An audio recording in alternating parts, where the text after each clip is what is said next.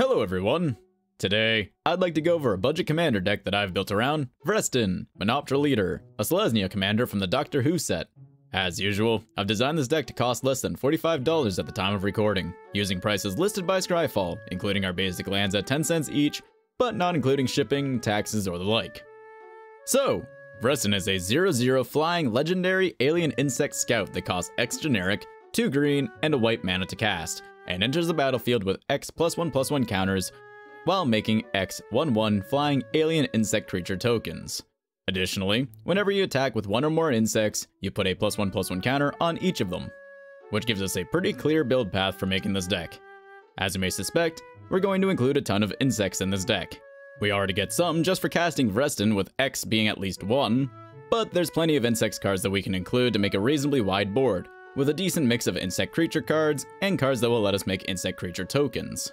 And we'll also be looking to synergize around +1/+1 counters, either gaining additional counters or giving additional buffs, such as keywords, for having +1/+1 counters. But that's enough of a preamble. Let's start digging into the 99 of this deck, starting with our ramp. We can start with some land-based ramp, with Font of Fertility and Wayfarer's Bauble having us tutor a basic land onto the battlefield tapped, and Cultivate and Kadama's Reach tutor 2 basic lands, which are revealed, and then you put one onto the battlefield tapped and the other into your hand. Then for some mana rocks, we have Mindstone and Prismatic Lens, which tap for generic, Marble Diamond and Moss Diamond, which tap for white and green mana respectively, and then Felwar Stone is likely to tap for at least one of our colors, and Arcane Signet will tap for any color mana we need. But with that, let's start talking about the many insects within this deck.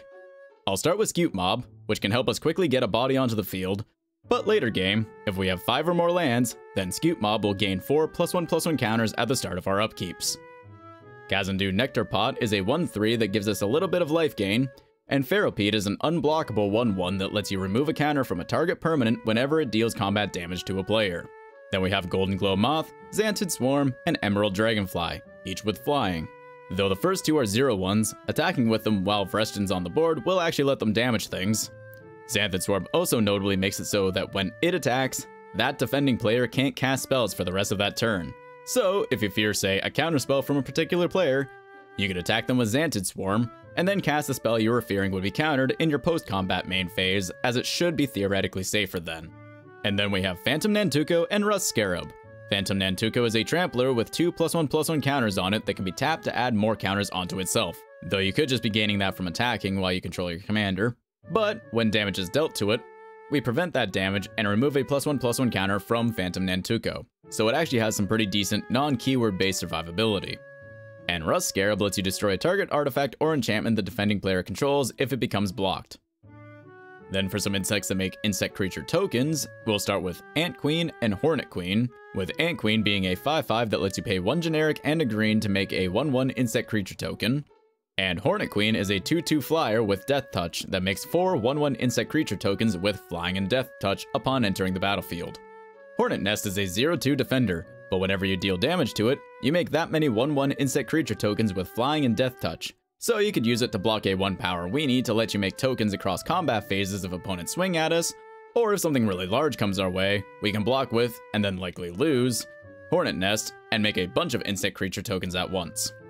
Living Hive is a 6/6 trampler that, when it deals combat damage to a player, you make that many 1/1 insect creature tokens. And Giant Ataphage is a 7/7 trampler that makes a token copy of itself whenever it deals combat damage to a player. Then finally, for insect creature token generation, we have Scute Swarm and Iridescent Hornbeetle. Scute Swarm has you make a 1/1 insect creature token whenever a land enters the battlefield under your control, but if you control 6 or more lands, then you make a token copy of Scute Swarm instead, which can really balloon your token count from there. And Iridescent Hornbeetle has it so you make a 1/1 insect creature token for each +1/+1 counter you put on creatures you control that turn at the beginning of your end step.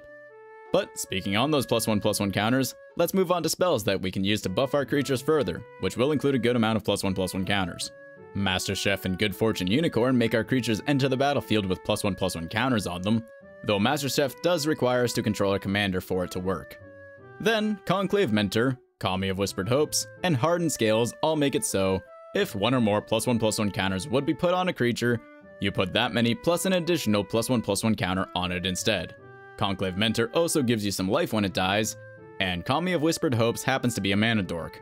Then we have some permanents that give keywords to creatures we control that have +1/+1 counters on them, which includes Abzan Battle Priest, giving those creatures lifelink, Einok Bondkin, which gives those creatures first strike, Dusk Shellcrawler giving those creatures trample, and finally, Sigarda Summons gives those creatures flying and a base power and toughness of 4/4. Then Felidar Retreat has you choose between making a 2/2 Cat Beast creature token or putting a +1/+1 counter on each creature you control, and then giving them Vigilance until the end of the turn whenever a land enters the battlefield under your control.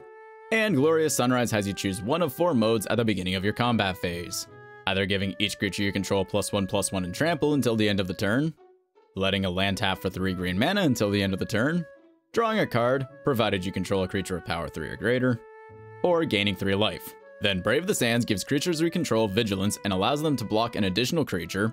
Archetype of Courage gives our creatures first strike while preventing our opponent's creatures from having or gaining first strike. And Champion of Lambholt makes it so creatures with power less than it can't block creatures we control, while Champion of Lambholt gains +1/+1 counters whenever another creature enters the battlefield under our control. Then there's Mirror Entity, a shapeshifter with Changeling, so it would also count as an insect, that can have mana paid into its ability to give creatures base power and toughness of XX and gain all creature types until the end of the turn, with X being the mana paid.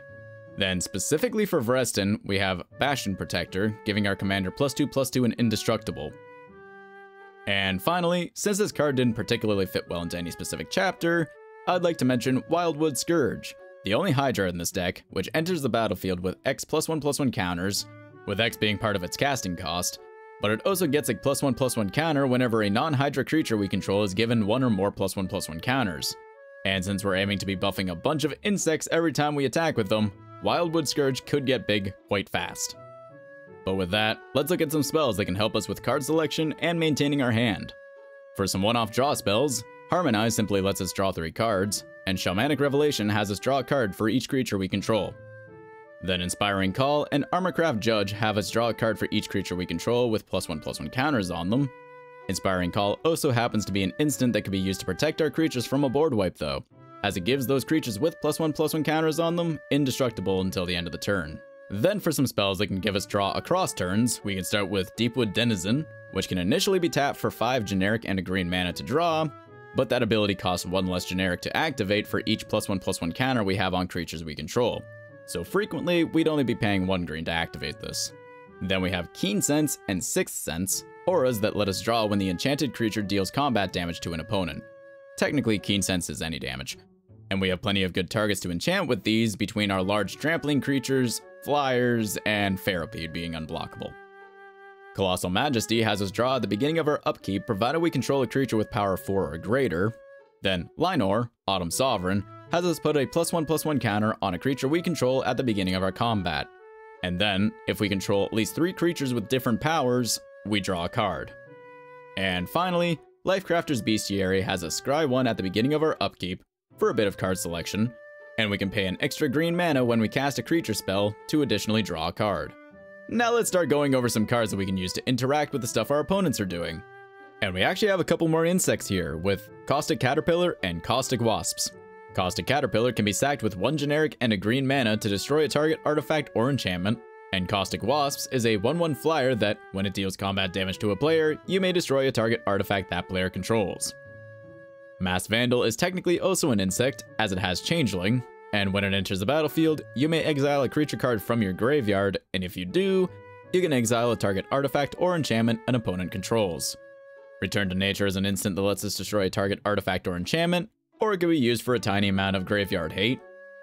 And to deal with some troublesome creatures, we have Path to Exile, Swords to Plowshares, and Darksteel Mutation. The first 2 being instants that exile a target creature, and the last being an aura that turns an enchanted creature into a 0/1 indestructible insect artifact creature that loses all other abilities, card types, and creature types. For some additional targeted removal, we have Stroke of Midnight, Generous Gift, and Beast Within, each letting us destroy a target permanent, Stroke of Midnight specifically a non-land permanent. However, each of these has that permanent's controller make a creature token. Stroke of Midnight makes a 1/1 human, Generous Gift a 3/3 elephant, and Beast Within a 3/3 beast. And finally, in case things get a bit hairy for us, we have a couple of board wipes with Austere Command and Cleansing Nova. Austere Command lets us choose 2 of 4 modes, destroying all artifacts, destroying all enchantments, destroying all creatures with mana value 3 or less. Notably, due to the X in its casting cost, Vrestin would be viewed as a 3 mana card for this particular situation, or destroying all creatures with mana value 4 or greater.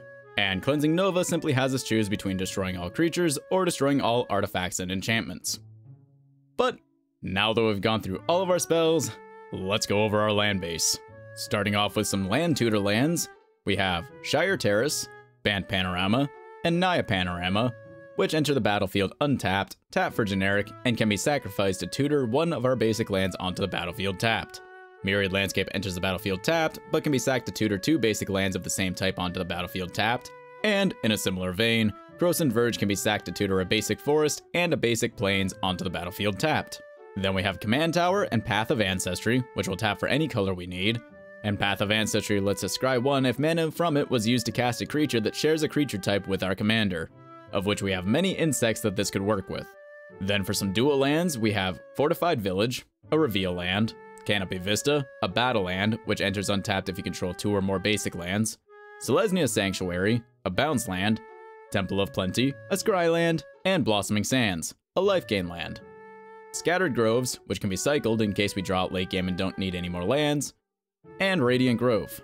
Then we have Gavany Township, which we can use to put a +1/+1 counter on each creature we control. And for a little more access to draw, we have War Room and Bonder's Enclave. And aside from that, we'll fill the rest of our deck with 7 plains and 11 forests, as this deck has a bit more of a lean towards green mana pips than white.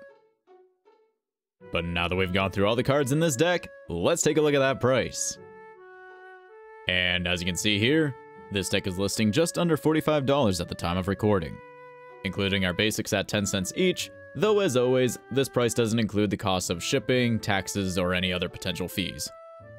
And before wrapping up this video, I'd like to go over a handful of cards that you may wish to consider if you're looking to upgrade or wanting to put a little bit more cash into this deck.